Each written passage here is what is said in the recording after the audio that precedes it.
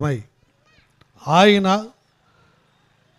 రక్తమాంసములు ధరించుకొని ఈ లోకానికి మన పాప ప్రాయశ్చిత్తము కొరకు ఆయన రక్తము చిందించుట కొరకే ఈ లోకానికి దిగి వచ్చాడు. కారణం ఏంటంటే ఆయన మరణ పునరుద్ధానాల ద్వారా మనలను తన సన్నిధిలో లేదా నిత్య జీవములో మనకు నిత్య విమోచన అనుగ్రహించి నిత్య జీవములో ఉంచాలని దేవుని ఉద్దేశమైంది.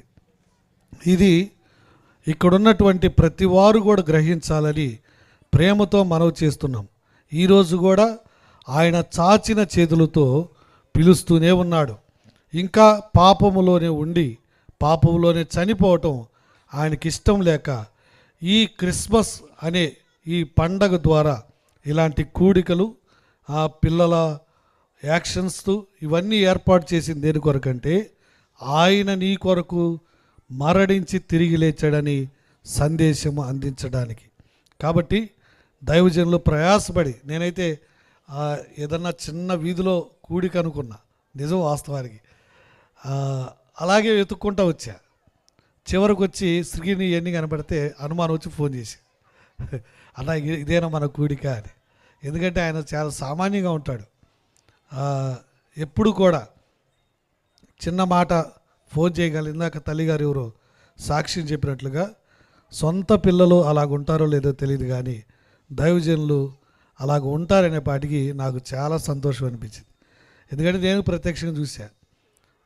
ఏదన్నా ఫోన్ చేయగలే నిమిషాల మీదకి వచ్చి ఆడ వాళ్తాడు. ఎన్ని పనులున్నా ఏదైనా పనులున్నా కానీ, లేదంటే చెప్తాడు రాలేనన్నా అని.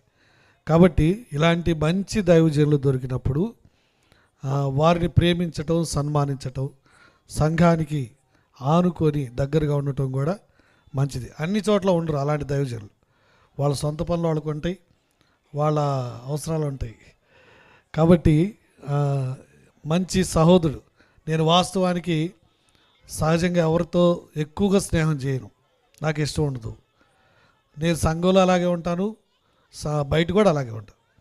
కానీ ఈ సహోదరుడు దొరికిన తర్వాత కొద్ది కాలంలోనే మా దగ్గర వాక్యం చెప్పించడానికి కూడా ఎవరిని పిలవను.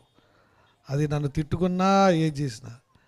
మరి ఈ సహవాసంలో మొదటిసారి డేవిడ్ అన్నే పిలిచి చక్కగా వచ్చారు, మంచిగా వాక్యం అందించారు. మంచి ఆత్మల పట్ల భారం కలిగినటువంటి దైవజనులు. కాబట్టి అలాంటి దైవజనులు మీకుంటూ దేవుడిచ్చినటువంటి మహాకృప, ఇట్టి కృపను మనందరికి కూడా అనుగ్రహించిన దేవుడికే స్తోత్రం చెల్లిస్తూ నా మాటలు ముగిస్తున్నాను. దేవుడి మాటలు దీవించును గాక.